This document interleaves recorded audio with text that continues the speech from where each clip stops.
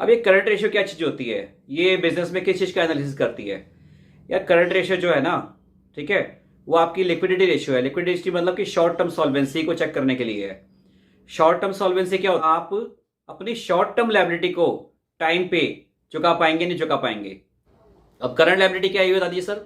Current liability मतलब short term liability जिनकी payment आपने विद इन अ ईयर 12 महीने के अंदर जिनके पैसे देने हैं, वो करंट लायबिलिटी है। सर कुछ एग्जाम्पल बता दीजिए। एग्जाम्पल ले लो यार, लिखे हैं वैसे आपके सामने, ठीक है। जैसे एग्जाम्पल के लिए मैंने कुछ एग्जाम्पल लिखे हैं करंट एसेट के। Trade receivables. ट्रेड रिसीवेबल्स में क्या होते हैं? एक तो इनमें आपके डेटर्स आते हैं। डेटर्स कौन होते हैं सर? ये वो कस्टमर होते हैं जिन्होंने ये सामान उधार लिया है और कुछ टाइम बाद पैसे चुका देंगे, ठीक है। कुछ टाइम बाद पैसे आ जाएंगे, ठीक है, तो कैश में कन्वर्ट हो जाएगा।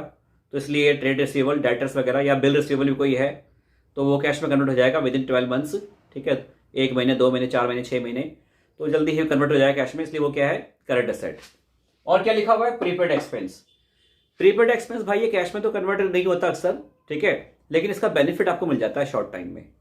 यानी प्रीपेड एक्सपेंस क्या है? आपने कोई भी पेमेंट एडवांस में कर दी है तो उसके बदले जो भी आपने काम करवाना है वो आपका काम कंप्लीट हो जाएगा, ठीक है, वो आपका काम कंप्लीट हो जाएगा।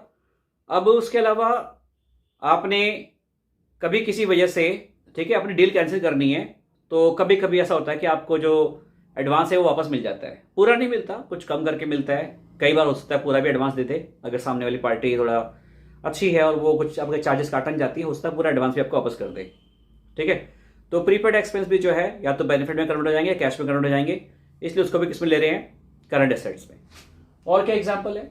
एक कैश लिखा हुआ है, तो कैश या कैश की जैसी कोई भी चीज़, ठीक है, आपका बैंक बैलेंस हो गया या आपके जो भी आपके पास है, ठीक है, जो कैश के जैसा है बिल्कुल, ठीक है। आपका पेटीएम वॉलेट में जो पैसे हैं, आपके मोबीक्विक वॉलेट में जो पैसे पड़े हुए हैं, इस तरह से और भी जो भी आपके पास ऐसी चीज़ें जो कैश है, कैश के जैसे ही हैं, वो आ जाएंगी इसमें करंट एसेट में। और क्या है?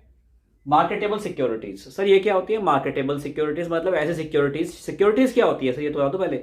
सिक्योरिटीज मतलब बेटा आपने शेयर वगैरह का नाम सुना होगा, है ना, लोग शेयर मार्केट में डील करते हैं, शेयर खरीदते हैं, बेचते हैं। तो सिक्योरिटीज में आपके शेयर्स, डिबेंचर्स, बॉन्ड्स, ऐसी चीज़ें आ जाती हैं जिनमें आप पैसा लगाते हो, इन्वेस्ट करते हो, ताकि आपको कुछ फायदा हो, कुछ इनकम हो, कुछ रिटर्न मिले। अब मार्केटेबल सिक्योरिटीज क्या है बेटा? ऐसी सिक्योरिटीज, ऐसे शेयर वगैरह, ठीक है, ऐसे यूनिट्स वगैरह जिनको आप मार्केट में कभी भी बेच सको और आपको पैसा मिल जाए, ठीक है। तो ऐसी सिक्योरिटीज को, ऐसे शेयर्स को आप क्या बोलेंगे? मार्केटेबल सिक्योरिटीज, जिन्हें आप कभी भी मार्केट में बेच सको, ठीक है, और आपको तुरंत पैसा मिल जाए, ठीक। अगला लिखा हुआ है इन्वेंट्रीज। इन्वेंट्री क्या होता है? स्टॉक होता है भाई। दुकान में आपके पास स्टॉक पड़ा हुआ है, उसी को इन्वेंट्री बोल रहे हैं, ठीक है। तो वो तो जब ग्राहक आएगा, सामान खरीदेगा, पैसे दे जाएगा ना, ठीक है। और करंट एसेट का मतलब क्या है? जिनको आपको कैश में कन्वर्ट कर सको, ठीक है, within 12 months, maximum 12 months है कि 12 मंथ्स के अंदर अंदर उसको कैश में कन्वर्ट कर सकें, ठीक है, तो उससे आप करंट एसेट बोलेंगे। या उसका बेनिफिट, उन चीज़ों का बेनिफिट आपको 12 मंथ्स के अंदर रिसीव हो जाए, तो वो सारे एसेट्स किस में होंगे?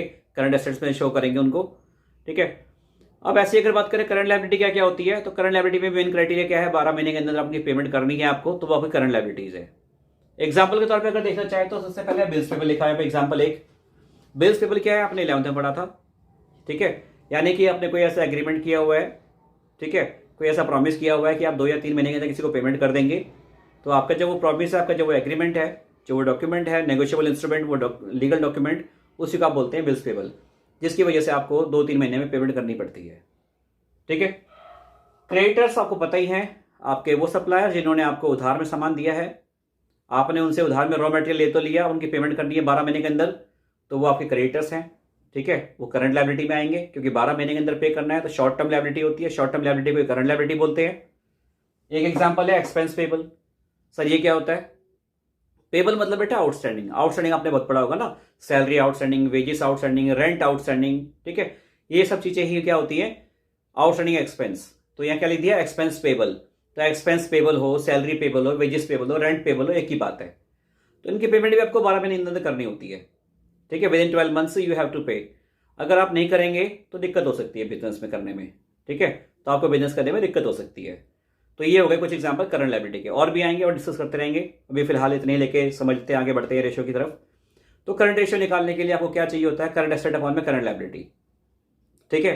अब इससे निकल जाएगा कि आपकी जो करंट एसेट्स है ना, वो आपकी करंट लायबिलिटी चुकाने के लिए सफिशिएंट है कि नहीं। सर रेशियो तो निकल जाएगी, कुछ ना कुछ आंसर निकलेगा ही। हम सफिशिएंट है या नहीं है ये कब मानेंगे बेटा, जब आपकी रेशियो जो है ना 2:1 आ जाए, ठीक है, तो इसको हम आइडियल रेशियो बोलते हैं। इसको हम बोलते हैं आइडियल रेशियो। अगर कितनी आ जाए 2:1, तो उसे हम बोलते हैं कि आपकी रेशियो जो है आइडियल रेशियो यानी अच्छी रेशियो है, आदर्श अनुपात हिंदी बोलते हैं। यानी अभी कंपनी की कंडीशन अच्छी है, आपके पास जो करंट एसेट है वो करंट लायबिलिटी के डबल है, दुगने हैं, ट्वाइस है। तो जो आपके उधार हैं उसके ट्वाइस आपके एसेट हो जाएं तो भैया वो तो आपके लिए एक अच्छी कंडीशन है ना, उसको आइडियल रेशियो बोलते हैं। ठीक है, अब सर से कैलकुलेट कैसे करेंगे, एक न्यूमेरिकल समझा दीजिए। लीजिए भाई न्यूमेरिकल कर लेते हैं।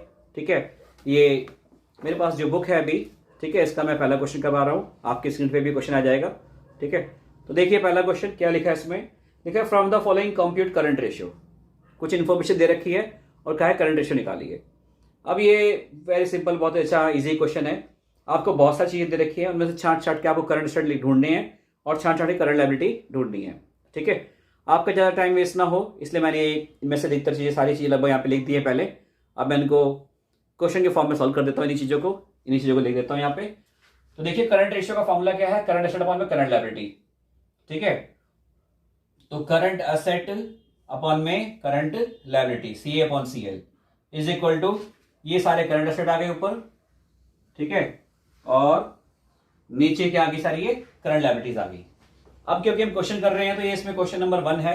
ठीक है, तो मैं अभी लिख देता हूं क्वेश्चन नंबर 1 कि ये क्वेश्चन नंबर 1 का सॉल्यूशन मान लीजिए यहां से स्टार्ट है।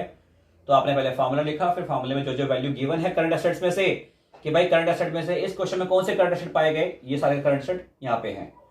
अपॉन में करंट लायबिलिटी है, कौन कौन सी करंट लायबिलिटी इस क्वेश्चन में अवेलेबल है, ये करंट लायबिलिटी अवेलेबल है।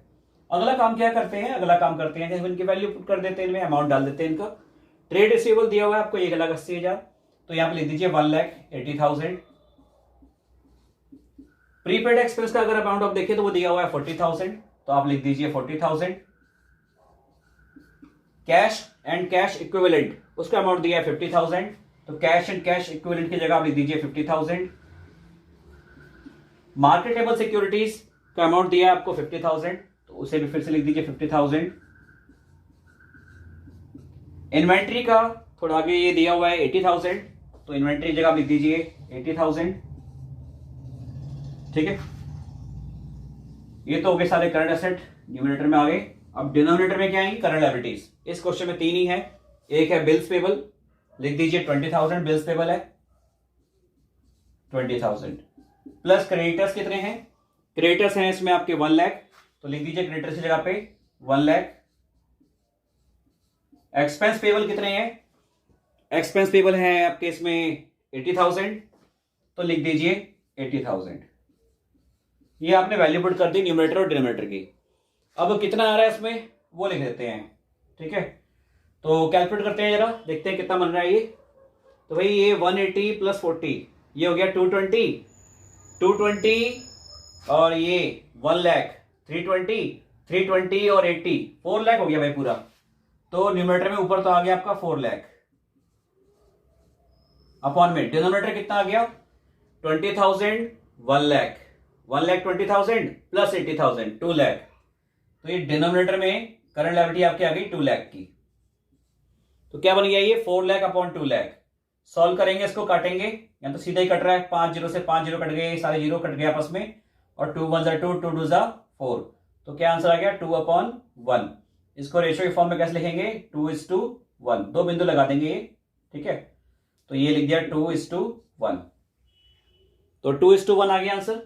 और 2:1 क्या होती है आपकी आइडियल रेशियो, यानी जिस कंपनी के पास ये करंट एसेट करंट लायबिलिटी है उस कंपनी की लिक्विडिटी अच्छी है, लिक्विडिटी पोजीशन अच्छी है, उस कंपनी की शॉर्ट टर्म सॉल्वेंसी अच्छी है। ठीक है, यानी वो अपने शॉर्ट टर्म उधार टाइम पे चुका पाएगी। ठीक है, तो इस कंपनी की जो करंट रेशियो है वो कैसी रेशियो है, आइडियल रेशियो है। तो ये अभी आपने सीखा करंट रेशियो के बारे में।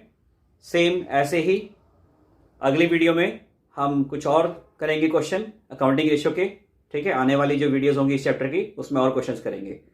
तो अगर आपको समझ आ गया है, ठीक है, तो लाइक कर दीजिए, सब्सक्राइब कर दीजिए।